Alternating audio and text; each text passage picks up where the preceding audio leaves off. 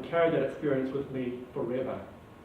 And I'm sure all the people involved in those experiences do the same.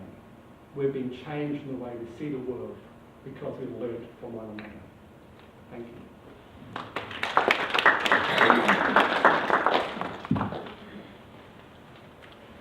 Thanks very much, Duncan.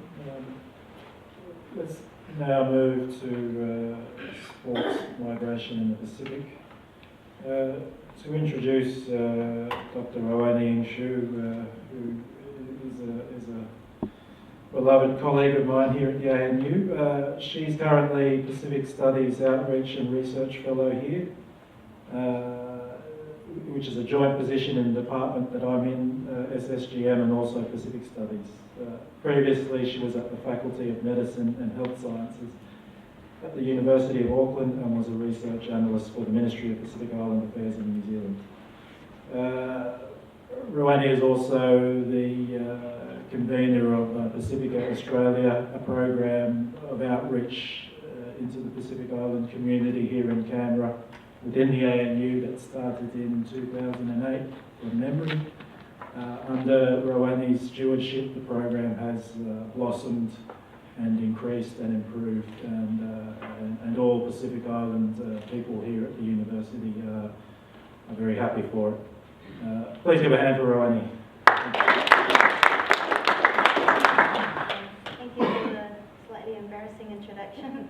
I think Pacifica and ANU might be happy to have me, but my dad was certainly sad to see me go, and he's here today to support me and pick me up in case I fall over during this conference. So I guess this presentation is based on a pet project of mine, and it also is a project that kind of brings together two passions that I have.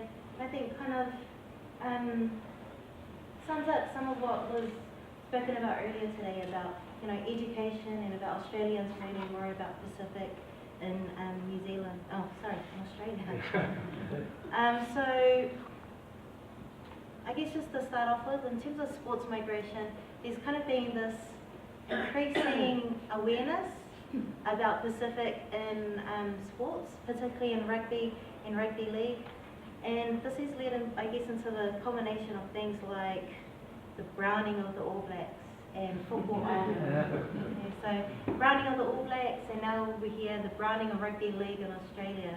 So this term was coined by a sports writer, and he was talking about, I think, the 1997 rugby league, and he predicted that, I guess, by this year, or last year's rugby league, that the team would just be full of Pacific Islanders.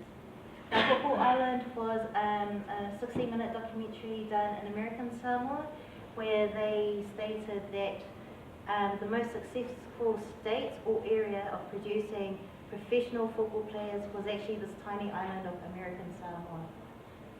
So with all this kind of media attention, researchers have now kind of propped up and going, oh, okay, so, why is it that Pacific people are so good at rugby league? Or why is it that the small tiny nation of American Samoa can produce so many, professional athletes?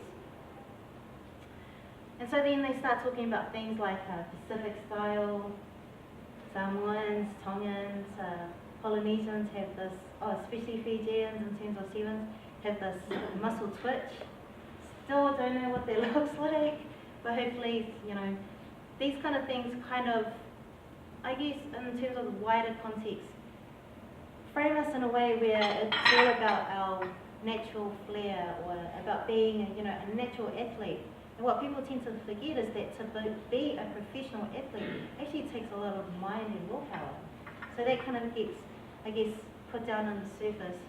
So then we have these, I guess, Pacific lecturers who are coming out now and saying, hang on a minute, let's start thinking about this more closely. We aren't just, our physicality, we are everything.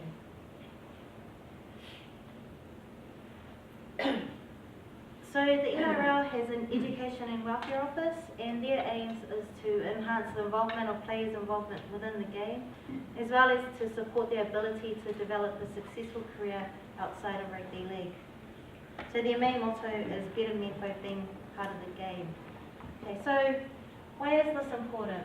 Okay. This particular part of the NRL shows a different face to what professional sports is about. Okay. A lot of people don't know that they put in policies at the under 20 level to say that if you are not studying, if you are not in an apprenticeship, if you are not in an approved employment, then you cannot play rugby league. Okay, so you have to be studying, so it's no study, no work, no play. They also look at the welfare side of, I guess, taking a holistic look at a person and at their players. What they're wanting to do is do special programs for Indigenous players, Pacific players and rural players. So they're really getting into the equity of, I guess, Australian society. Okay. So you can kind of look at NRL as this microcosm. They also want to increase the awareness for players that their performance on the field is impacted a lot about what they do off the field. So this, I guess, office is really important in terms of looking after the holistic well-being of all their players. So in 2012 they announced the NRL academic team. Fortunately you can't really see them well, but this academic team is made out of master's students. You know, we have Bronson Harrison, who is from the ACT Raiders. He owns 3 businesses. And we have people who are engineers, people who are doing education degrees. So the NRL is trying to rebrand themselves to say, yes, we can smash each other on the field, but there's also more to us on the other side. And they recognise their value in terms of the branding, their value in terms of getting the message out there, and that the community, and young people in particular, look up to them. So they're also acknowledging that, particularly for Pacific people, higher education is key to success in anything, which is why they have this NRL academic team. Okay, so in January 2012, as PIU had mentioned, in Australia there isn't, people have this kind of lack of understanding of what Pacific is, what are the different cultures. And the NRL were keen to ensure that their Pacific players were leaders within their community. But what they found is that Pacific players, most of them have been brought up in New Zealand and then come to Australia and haven't been engaged in their culture that much. So with this NRL Pacific Studies Culture Leadership Camp, what we did, ANU took a group of Pacific Studies team, including Julia Gray, and we delivered some Pacific Studies content, so introducing people to what is the Pacific, you know, what does it mean to be a Pacific leader, some foundations about settlement of Pacific. And it really was about the cultural empowerment of these Pacific players. It's about enhancing them, using cultural empowerment so that they are leaders not only on the field, but off their field, in their clubs, in their respective communities.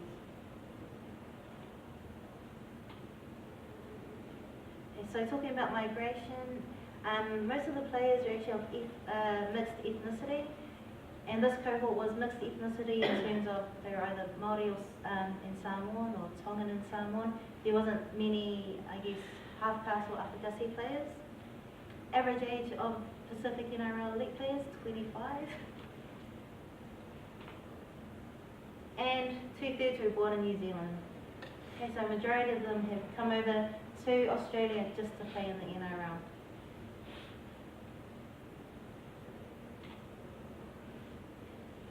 So from this leadership camp, I guess we wanted to empower the players so that they can go out and empower others. Everyone already looks at them as role models anyway, so we wanted to give them some sustainable tools to be able to be better leaders. So from the camp, the players, I guess these are some of the quotes that the players had. I like the leadership talk. It showed me that sometimes I do hold back, and I just really took out of that if there's something I feel like I want to say, I'm just going to say it. We need a forum like this to have a voice, and if we keep quiet, then nothing is going to change. I know I'm a bit quiet and shy and have a lot of things on my mind that I need to say, and I know now that I need to open up to let everyone know how I feel and what I think, so hopefully it makes a big difference in our club or on each other. So this is going back to the humility aspect of being shy, not having the self-confidence, but on the field when they go and tackle people, just go hard out at it. So leadership, we're all leaders in our own different way. It doesn't have to be the conventional way we lead in our own way, and people look up to us. And I think it's important what Richard Brown said. So Richard Brown is a ex-professional NFL player who is also of Samoan descent and currently is living in Baimushu. We are all special and we're all here for a reason. So make sure you walk tall. When you go back to your club, it's not bragging, but just bear in mind that you are leaders and that younger kids are looking up to you. So be there for them to give them advice. So just from my point, I think it's pretty important for us to take note of our responsibilities back to our communities. I think as you gain a profile from rugby league, whether you like it or not, you have a responsibility to back to your own culture and your own community. So this is at the end of the camp that they had this awareness in them and that they, came out feeling very, very active and, I'm going to make a change. And also thinking about, okay, so football career is a very tiny career. What about the rest of my life? Education was probably the other major thing I learned. I know a lot of us are pretty quiet and pretty lazy, and that's just by our nature, but also having that mentality of thinking ahead about life and what you want to do, because football is not around for long. It was good to see successful PIs that, got the ABCs and the PhDs, and just inspires everyone else to set that bar higher in terms of education and life after footy. I guess one thing I need to tick is education-wise and really taking advantage. So I guess there are a lot of players there who started thinking about their careers. So that was the camp in January. We went there, we delivered, thank you, goodbye. But no, what we really wanted to see as well, did we really make a change? Did we really, really impact on them? So 6 months later, I did some interviews with them. And yep, they really did think about, their place in rugby league. And a lot of them wanted to be like this guy. So this guy is Ruben Wiki. He is Māori Samoan. He is a player that a lot of the Pacific players look up to. And funnily enough, he's been in the New Zealand team for a long time. So for him, the reason why he was seen as such a big role model was that he was a genuine guy. He has time for anyone, and he's a fierce competitor on the field. And yep, they are trying to be a role model, so they are trying to set things up for the younger players who are coming through. A lot of them went through some teething pains in terms of trying to get the clubs to understand their needs. So as mentors, they're trying to help the younger kids come through and not have to deal with so much cultural shock, I guess. And having a voice, being heard, standing up for themselves, for their other fellow Pacific teammates. Given that rugby league is currently 30% Pacific and going to increase by up to 50% in the next 2 years, they realise that it's important that everyone kind of understands who they are, what they do and what their needs are.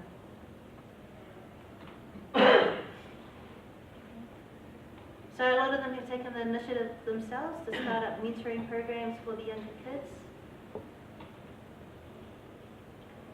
And also explaining to others what it means to be a Pacific Islander.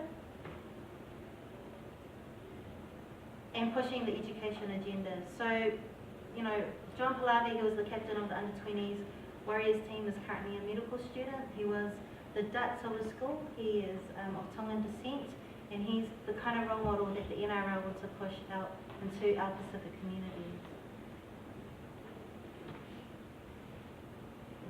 Sai tele lava mole ava noa.